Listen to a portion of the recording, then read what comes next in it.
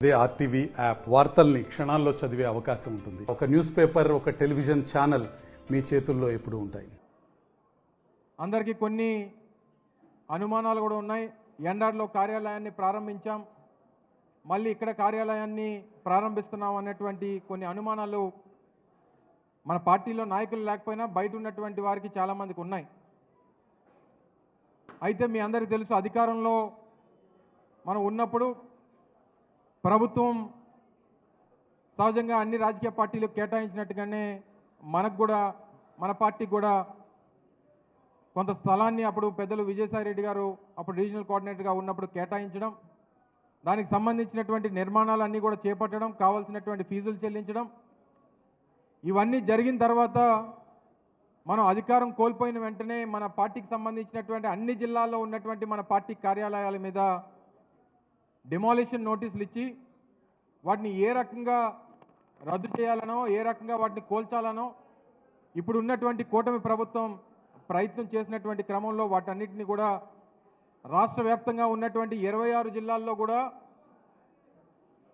Party కార్యాలయాలకు సంబంధించినటువంటి దాంట్లో న్యాయస్థానాల్లో మనం పోరాటం చేస్తున్నటువంటి క్రమంలో దాన్ని కూడా అది జిల్లా కార్యాలయంగా రానుటువంటి కాలంలో నగరం కూడా విస్తరిస్తున్నటువంటి పరిస్థితుల్లో దాన్ని కూడా అవసరం మేరకు కొన్ని సందర్భాల్లో ఉమ్మడి జిల్లా సమావేశాలు కానీ లేదా ఉత్తరాంధ్ర జిల్లాలకు సంబంధించినటువంటి సమావేశాలు ఏర్పాటు చేసుకున్నప్పుడు కానీ ఆ పార్టీ కార్యాలయాన్ని, జిల్లా కార్యాలయాన్ని వినియోగించుకోవాలని, ముఖ్యంగా ఇది నగర కార్యాలయంగా ఇక్కడైతే అందరికీ అందుబాటులో ఉంటుందని మన పార్టీ నాయకులకి, కార్యకర్తలకి, అభిమానులకి, ప్రజలకు కూడా ఏదైనా సమస్య వస్తే చెప్పుకునేటువంటి దానికి ఇది అనుకూలంగా ఉంటుందని మరి పెద్దలు విజయసాయి రెడ్డి గారు గతంలో ఈ కార్యాలయాన్ని నడిపించినటువంటి పెద్దలు విజయప్రసాద్ గారిని వారిని కోరిక మేరకు వారిని రిక్వెస్ట్ చేయడం, వారు కూడా ముందుకొచ్చి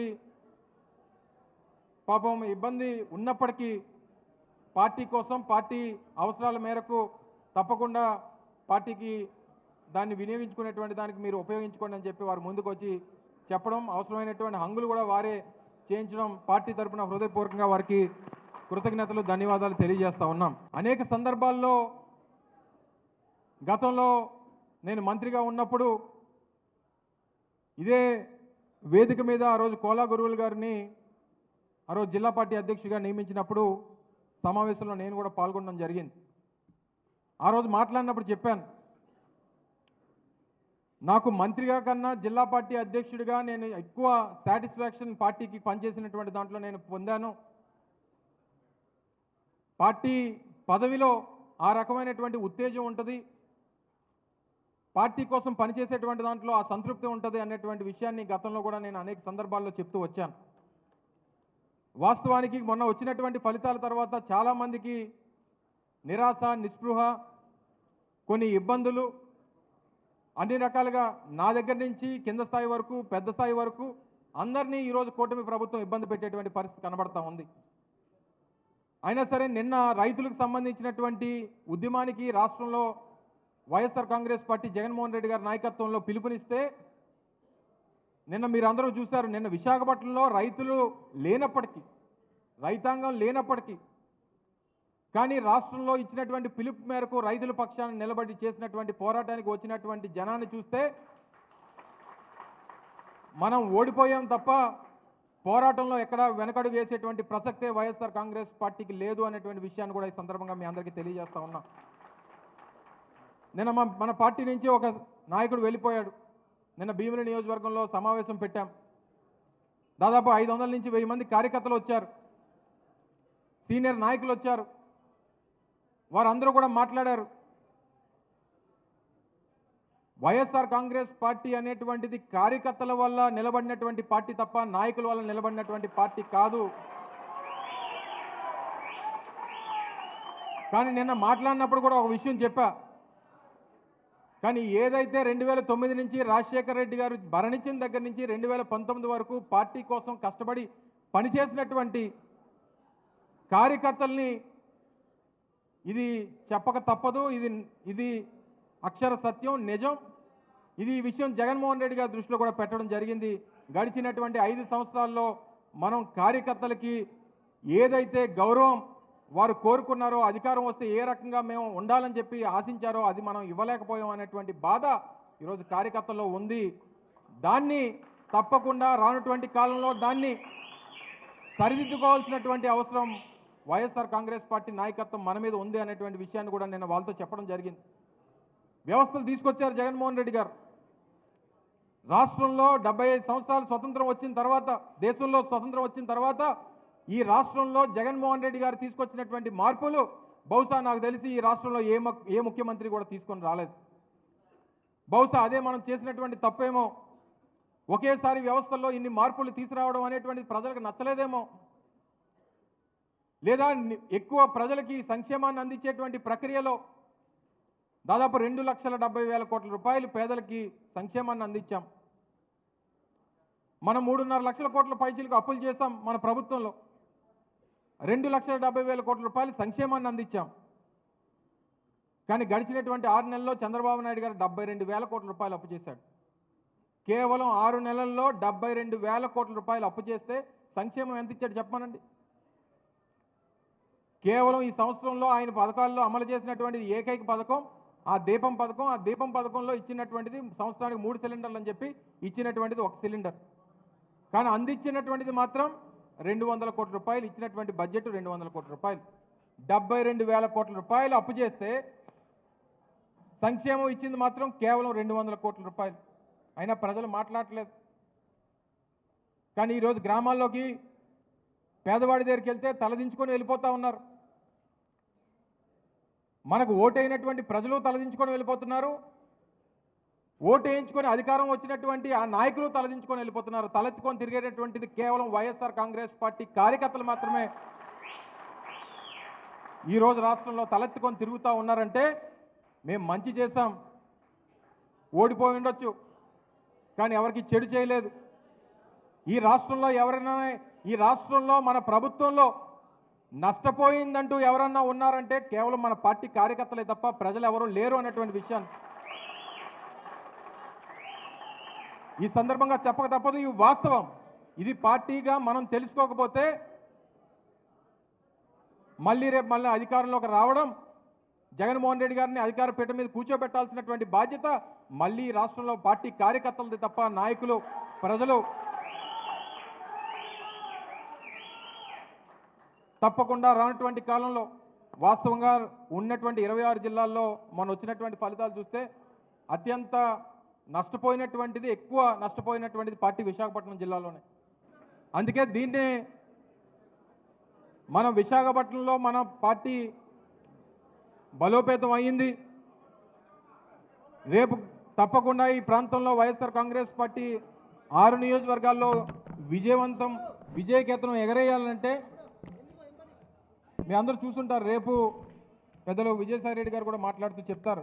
రేపు జమిలీ ఎన్నికలకు సంబంధించినటువంటి బిల్లును కూడా రేపు పార్లమెంట్లో ప్రవేశపెడతా ఉన్నారు. సరే, ఎన్నికలు 2027లో వస్తాయా, ఎన్నికలు 2029లో వస్తాయా, ఇవన్నీ పక్కన పెడితే మన ధ్యేయం, పార్టీ ధ్యేయం జగన్మోహన్ రెడ్డి గారికి అండగా నిలబడాల్సినటువంటి బాధ్యత మనందరి మీద ఉంది.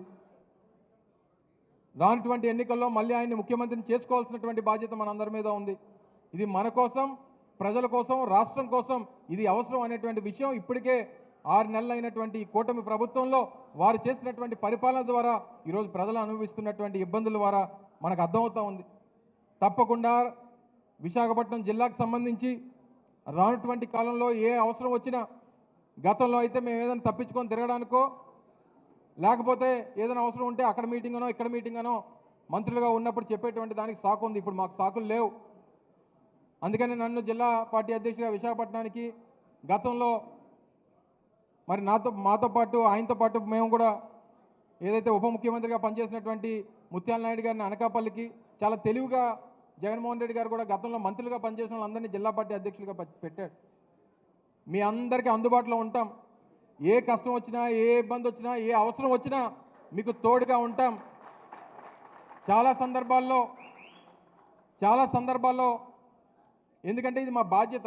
ఎందుకంటే అధికారం వచ్చినప్పుడు మంత్రులుగా పదవులు అనిపించి అధికారం పోయిన తర్వాత మాకు అవసరం లేదు, మేము వెళ్ళిపోతాం, మాకు వేరే పనులు ఉన్నాయి, మాకు కాలేజీలు ఉన్నాయి, మాకు ఇంకోటి ఉన్నాయి, మా పిల్లలు పెళ్లి చేయాలని చెప్పి మాకు ఆ బాధ్యతలు లేవు, మాకు అవసరాలు లేవు. ఎందుకనంటే రాజకీయాల పట్ల, ప్రజాసేవ పట్ల, ప్రజల తాలూకు ఆకాంక్షల పట్ల, ఈ ప్రాంతాల అభివృద్ధి పట్ల వాటి మీద ప్రేమతో ఈ ప్రాంతానికి అభివృద్ధి చేయాలనేటువంటి ఒకే ఒక ధ్యేయంతో ప్రజల పక్షాన్ని నిలబడాలని చెప్పి రాజకీయాల్లోకి వచ్చినటువంటి వ్యక్తులం. అటువంటి వ్యక్తులుగా జగన్మోహన్ రెడ్డి గారి నాయకత్వంలో అనేక మంది నాయకత్వాల్ని రాష్ట్ర వ్యాప్తంగా ఆయన తయారు చేసి అనేక మంది వార్డు స్థాయి నుంచి, గ్రామ స్థాయి నుంచి వార్డు మెంబర్లని, సర్పంచుల్ని, ఎంపీటీసీలని, జెడ్పీటీసీలు, ఎంపీపీలని, ఇలాగ మున్సిపల్ చైర్మన్లు, మేయర్లని ఒకే ఒక్క స్ట్రెచ్లో ఇంతమంది కార్పొరేషన్ చైర్మన్ని, డైరెక్టర్ని, కొన్ని వేల మందికి, లక్షల మందికి పదవులు ఇచ్చినటువంటి బాధ్యత జగన్మోహన్ రెడ్డి గారు తీసుకున్నారు. తప్పకుండా రానటువంటి కాలంలో పార్టీ కోసం కార్యకర్తలంగా అందరం కూడా కలిసికట్టుగా పార్టీ బలోపేతానికి కష్టపడాలని, మీరందరూ తోడుంటే ఈ పోరాటాన్ని ఎంతవరకైనా తీసుకెళ్తాం. ఏ అవసరం వచ్చినా సరే ప్రజల పక్షాన్ని నిలబడదాం. మీ అందరూ బలంగా మనం నిలబడదాం. నిత్యం నేను కూడా పార్టీ కార్యాలయంలో అందుబాటులో ఉంటాం. పార్టీ సమన్వయకర్తలను కానీ, పార్టీ సీనియర్ నాయకులు కానీ, త్వరలోనే జిల్లా కమిటీ కూడా ప్రకటిస్తాం. అనుబంధ విభాగాలు కానీ అందరం కలిసికట్టుగా పనిచేసి పార్టీ బలోపేతం కోసం నిరంతరం పనిచేద్దాం. అలాగే పెద్దలు విజయసాయిరెడ్డి గారు కూడా ఈ ప్రాంతానికి రీజనల్ కోఆర్డినేటర్గా, ఈ ప్రాంతంలో గతంలో దాదాపు 8 సంవత్సరాలు 2014 నుంచి 2022 వరకు 8 సంవత్సరాలు వారు రీజనల్ కోఆర్డినేటర్గా ఉన్నారు. 2 సంవత్సరాలు మళ్ళీ ఇతరితర జిల్లాల కోసం వారు రీజనల్ కోఆర్డినేటర్గా వెళ్ళారు, మళ్ళీ ఇక్కడికి వచ్చారు. ఈ ప్రాంతంలో అందరితో వారికి సత్సంబంధాలు ఉన్నాయి. వారి సలహాలు, సూచనలు, అలాగే ప్రతిపక్ష నాయకులు, మన శాసనమండలి ప్రతిపక్ష నాయకులు సత్యబాబు గారు కూడా మన అందరికీ ఇప్పుడు అందుబాటులోనే ఉంటారు. వారి సలహాలు, సూచనలు, జిల్లాలో ఉన్నటువంటి ప్రముఖులు, నాయకులు అందరి తాలూకు సలహాలు, సూచనల మేరకు మరింతగా ముందుకెళ్దాం.